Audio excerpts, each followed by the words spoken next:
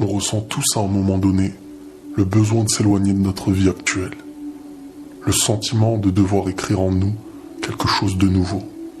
C'est comme si notre âme avait besoin de connaître un nouvel horizon.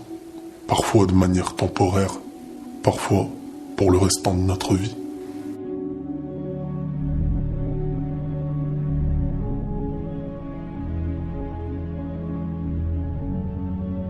Ce sentiment, ce besoin, s'explique de plusieurs façons. Notre routine quotidienne nous éloigne parfois de notre bien-être intérieur. Notre âme, notre cœur et notre être tout entier ne se reconnaît pas dans notre quotidien, dans nos relations. Ce serait comme avoir le droit de vivre sans être nourri, sans jamais comprendre comment nous faisions pour rester encore debout. Chaque cœur et chaque âme se doit d'être nourri sur terre. Au-delà de la nourriture qui nourrit les corps, il faut la nourriture qui nourrit les cœurs. C'est parfois en changeant de destination qu'on y trouve les ingrédients, quand notre routine était peut-être mal dirigée, mal entourée. Vous savez, ce n'est pas la fatigue qui nous donne toujours envie d'aller en vacances chaque été. C'est le besoin profond de donner à nos yeux une nouvelle vue, d'offrir à son cœur une nouvelle sensation. Ce besoin de changer, de s'éloigner de notre quotidien. C'est parfois même une envie de renaître à nouveau. Et si parfois ces sensations existent en nous, ce n'est pas toujours le lieu qu'il faut remettre en question. Il n'est pas toujours le problème. C'est parfois de quoi on nourrit notre vie qui nous détruit. Certains répondent à ce besoin par le voyage, d'autres voyagent dans la solitude. Les deux sont un voyage, car les réponses se trouvent partout. Chacun tentera de trouver sa paix intérieure à travers la routine de sa vie. Mais un moment viendra où il devra appuyer sur pause pour constater, pour visionner sa direction, tenter d'en prendre une nouvelle.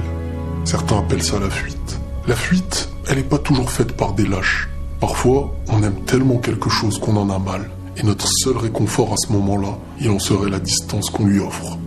L'éloignement. Le chemin pour trouver la paix, c'est parfois la douleur qui nous y mène. Il faut comprendre la douleur pour comprendre l'éloignement. Comprendre l'humain qui souffre pour comprendre l'envie de guérir. Les êtres s'éloignent quand ils n'aiment pas, mais parfois ils s'éloignent quand ils aiment trop. Personne ne peut juger ces décisions, surtout quand elles existent pour la guérison. La vie est comme une partie d'échecs. Nul ne sait s'il sera heureux demain. Donc on construit chaque jour avec ce qu'on possède. S'éloigner ne garantit pas toujours de trouver les réponses à nos questions.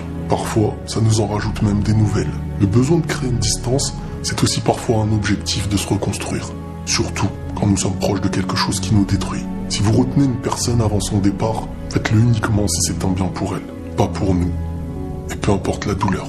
Car il peut venir les jours où la situation s'inversera et vous serez les seuls à comprendre votre situation, votre sensation. Quand ce sera l'heure de votre départ, très peu de gens le comprendront. Mais c'est normal, car très peu vous connaissent réellement. Le meilleur des départs offre le meilleur des retours. Un retour avec une âme nourrie, un cœur en paix, un rôle accompli. Ce n'est pas en fonction de l'âge qu'on devient un adulte. C'est quand on a réussi à vivre son voyage de la vie. Accomplir notre rôle tout en ayant tiré les leçons de notre parcours. Le meilleur des éloignements, c'est celui qui n'était pas une erreur. Celui qui avait raison d'exister. Celui qui aura porté ses fruits, fait naître un nouvel avenir et consolider ce qui risquait avant de se briser.